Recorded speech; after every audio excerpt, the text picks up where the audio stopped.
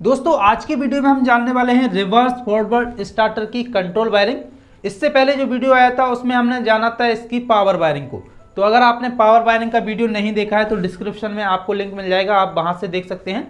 तो जिस प्रकार से आपको हमने पावर वायरिंग बहुत ही ईजी तरीके से समझाई थी, आज उसी प्रकार से कंट्रोल वायरिंग को भी बहुत ही आसानी से समझने वाले हैं। अगर आपने इस वीडियो को कंप्लीट देख लिया तो इसकी कंट्रोल वायरिंग आप आसानी से सीख सकते हैं। बस आपको इसमें बहुत सी चीज़ें ऐसी होती हैं उसको ध्यान देना होता है। अगर आपने कंट्रोल वायरिंग में कोई मिस्टेक कर दी तो इससे क्या होगा, जो आपका स्टार्टर है वो पूरी तरह से जल भी सकता है, आपको करंट भी लग सकता है या वहाँ पर ब्लास्ट हो सकता है। अगर आपसे कंट्रोल वायरिंग में कोई मिस्टेक हो जाती है तभी ये कंट्रोल वायरिंग थोड़ी सी हार्ड लगती है, इससे लोग डरते हैं।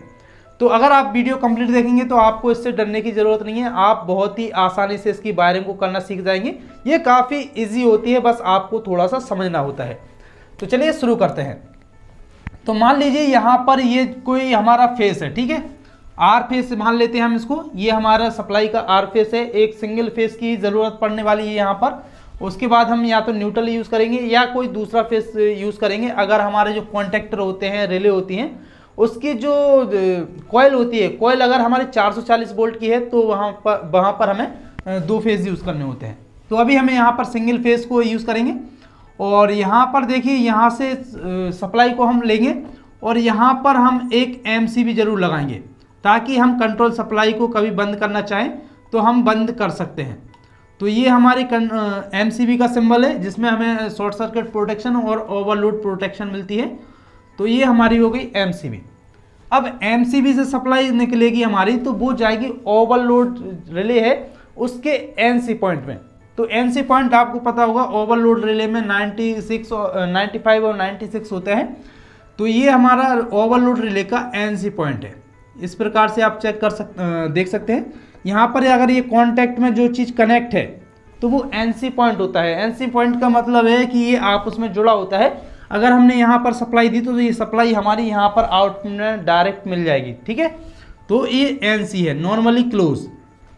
ये किसका है? ओएलआर का, ओवरलोड रिले का एनसी पॉइंट है। तो यहाँ पर जो होता है 95 और 96, तो हमें 95 में देना होता है सप्लाई को और 96 से हम इसकी आउटपुट सप्लाई को निकाल लेते हैं। अब इसके बाद सप्लाई कहाँ जाएगी? तो इसके लिए हम लगाते हैं पुश बटन, जो हमारे ये स्टार्टर रिवर्स फॉरवर्ड। तो इसमें हमारे स्विच होते हैं, प्रेस पुश बटन होते हैं। तो सबसे पहले हमारा रहेगा एनसी पुश बटन, ठीक है, ये भी एनसी पुश बटन रहेगा हमारा। तो एनसी पुश बटन जो रहता है वो रेड कलर का, आपने देखा होगा NC push button red colour का होता है। तो जो हम जिससे लाल कलर का होता है उसको बंद करते हैं प्रेस करके, वो होता है हमारा एनसी पुश बटन। तो आपको इसको ध्यान रखना है, ये एनसी होता है तो ये रेड होता है, ठीक है, रेड कलर का जो रहेगा वो हमारा एनसी पुश बटन होता है। तो जो रिले के हम एनसी से सप्लाई निकालेंगे वो देंगे कहाँ पर? जो हमारा एनसी पुश बटन है, रेड कलर का जो पुश बटन है उसके पॉइंट पर देंगे सप्लाई। तो एक पॉइंट पर हम इसके सप्लाई देंगे और दूसरे पॉइंट से वहाँ पर सप्लाई को निकाल लेंगे। तो उसके बाद हमारी सप्लाई कहाँ कनेक्ट होगी? तो जो हमने सप्लाई यहाँ से निकाली, ठीक है, निकालने के बाद अब हमें कहाँ पर लेके जाना है? जो हमारा एनओ पुश बटन है, ठीक है, ये हमारे एनओ पुश बटन है। ये कौन सा पुश बटन है? ये फॉरवर्ड का है, ठीक है, ये फॉरवर्ड का पुश बटन है। और इसके बाद हमारा यहीं पर, ठीक है, एक और पुश बटन लगाएंगे। ये रहेगा हमारा जो ग्रीन कलर का रहेगा, और ये रहेगा हमारा रिवर्स का, ठीक है, रिवर्स का पुश बटन रहेगा पीवी। ये पुश बटन हमने शॉर्ट में लिखा है। तो ये रहेगा, दोनों रेड जो एनो रहेंगे वो हमारे ग्रीन कलर के रहेंगे, ठीक है, आपको ध्यान देना है। तो ये दोनों हमारे पुश बटन हैं।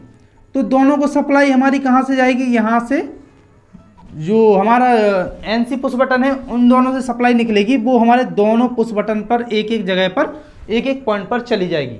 यानी कि ये जो फेस आया वो एक फेस हमने दोनों जगह पर दे दिया, इस पुश बटन को भी दे दिया, फॉरवर्ड को, और रिवर्स को भी दे दिया। ये आपको ध्यान रखना है। अब आपको क्या करना है कि जब आपके ये जो पुश बटन है इनसे सप्लाई निकालेंगे, तो मान लीजिए ये फॉरवर्ड है, इससे हमारा फॉरवर्ड कॉन्टैक्टर चलना चाहिए।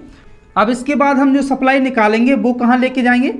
ये मान लीजिए ये है हमारा जो रिवर्स कॉन्टैक्टर है उसका एनसी पॉइंट, ठीक है। ये रिवर्स कॉन्टैक्टर, ये जो ये फॉरवर्ड कॉन्टैक्टर जब हमें चलाना है, ठीक है, इस पुश बटन को जब हम प्रेस करेंगे तो हमारा फॉरवर्ड ही चलेगा, लेकिन हमें सप्लाई यहाँ से उठानी है। जो फॉरवर्ड कॉन्टैक्टर का जो पुश बटन है उससे जब सप्लाई को निकालेंगे तो उसको सबसे पहले कहाँ पर लेके जाएंगे हम, रिवर्स कॉन्टैक्टर के एनसी पॉइंट पर, ठीक है। तो ये रिवर्स कॉन्टैक्टर, ये एनसी पॉइंट है, ठीक है, एनसी पॉइंट है, ये यहाँ पर जुड़ा हुआ है तो एनसी पॉइंट है। तो ये हम करते हैं इंटरलॉकिंग के लिए, ठीक है, ताकि हमारा जो एक कॉन्टैक्टर चालू रहे तो दूसरा कॉन्टैक्टर चालू ना हो, एक कॉन्टैक्टर हमेशा हमारा बंद रहे। अगर हमारे दोनों कॉन्टैक्टर एक साथ चालू हो जाएंगे तो यहाँ पर ब्लास्ट हो सकता है, ये जल सकता है कॉन्टैक्टर पूरा स्टार्टर। इसके बाद हम यहाँ से एनसी पॉइंट से, कॉन्टैक्टर के एनसी पॉइंट से सप्लाई को निकालेंगे, उसको लेके जाएंगे हमारा जो कॉन्टैक्टर है, जो फॉरवर्ड कॉन्टैक्टर है उसकी जो कॉइल की सप्लाई होती है, तो यहाँ पर रहेगा A1, तो हमें A1 में यहाँ पर कनेक्ट कर देना है, ये कॉइल की सप्लाई है इसकी, ठीक है। तो हम यहाँ पर इसके A1 में कनेक्ट कर देंगे। अब इसके बाद मान लीजिए हमें रिवर्स कॉन्टैक्टर को चलाना है, तो रिवर्स कॉन्टैक्टर को जब चलाएंगे तो यहाँ पर जो सप्लाई रहेगी, यहाँ से निकलेगी हमारी सप्लाई, ये कहाँ जाएगी, ये जाएगी हमारे फॉरवर्ड कॉन्टैक्टर में। जैसे कि अभी हमने इसको चलाना था तो हम रिवर्स कॉन्टैक्टर के एनसी पॉइंट पर सप्लाई को लेके जा रहे थे, इसी प्रकार जब हम रिवर्स को चलाएंगे तो हम फॉरवर्ड कॉन्टैक्टर के एनसी पॉइंट पर सप्लाई को लेके जाएंगे, ठीक है। ये फॉरवर्ड कॉन्टैक्टर का एनसी पॉइंट है, फॉरवर्ड कॉन्टैक्टर का एनसी पॉइंट है, यहाँ पर कनेक्ट है ये, तो ये एनसी पॉइंट है। अब यहाँ से सप्लाई निकलेगी, वो जाएगी हमारा जो रिवर्स कॉन्टैक्टर है, रिवर्स कॉन्टैक्टर की जो A1 है इसकी कॉइल की सप्लाई में, यहाँ पर ये सप्लाई चली जाएगी। तो अब आप देखेंगे यहाँ तक हमारे दोनों कॉन्टैक्टर तक सप्लाई चली गई है।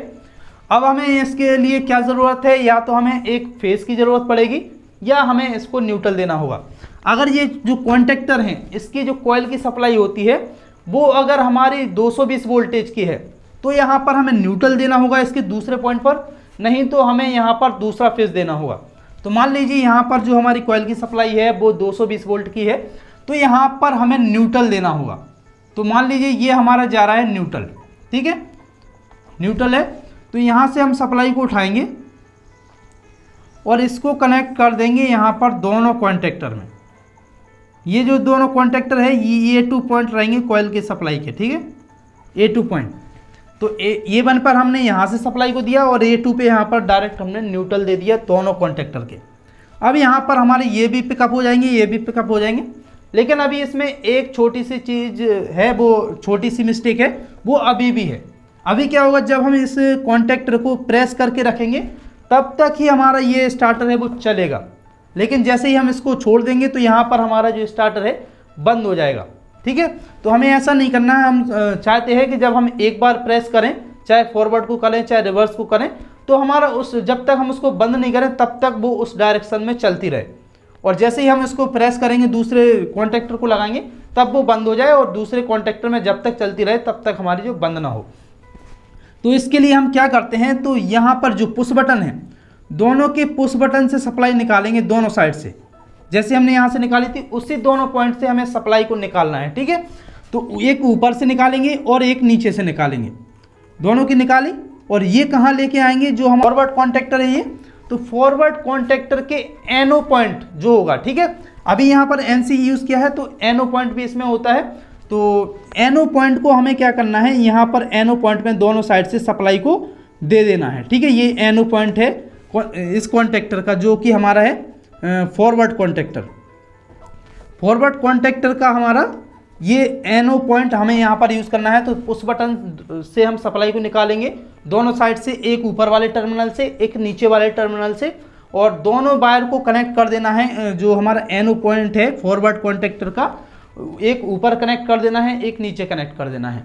तो यहाँ से अब क्या होगा, जैसे ही हमारा ये प्रेस करेंगे तो सप्लाई हमारी दो जगह से मिलने लगेगी जब ये पिकअप हो जाएगा, क्योंकि जो एनो है जब सप्लाई मिलेगी तो NC हो जाएगा, तो सप्लाई यहाँ से भी मिलेगी और यहाँ से भी मिल जाएगी।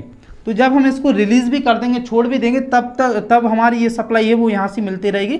तो हमारा जो कॉन्टैक्टर है रेगुलर चालू बना रहेगा, और जब हम इसको यहाँ से प्रेस करेंगे, यहाँ ये इस पुश बटन से बंद करेंगे तभी ये बंद होगा, ठीक है। तो ये चीज़ें हमें एक कॉन्टेक्टर में नहीं करना है, दोनों कॉन्टेक्टर में करना है, ठीक है।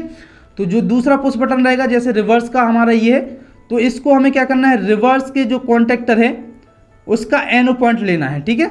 रिवर्स का कॉन्टेक्टर है, ये एनो पॉइंट है रिवर्स कॉन्टेक्टर का, ये रिवर्स है और इसका एनो पॉइंट है ये।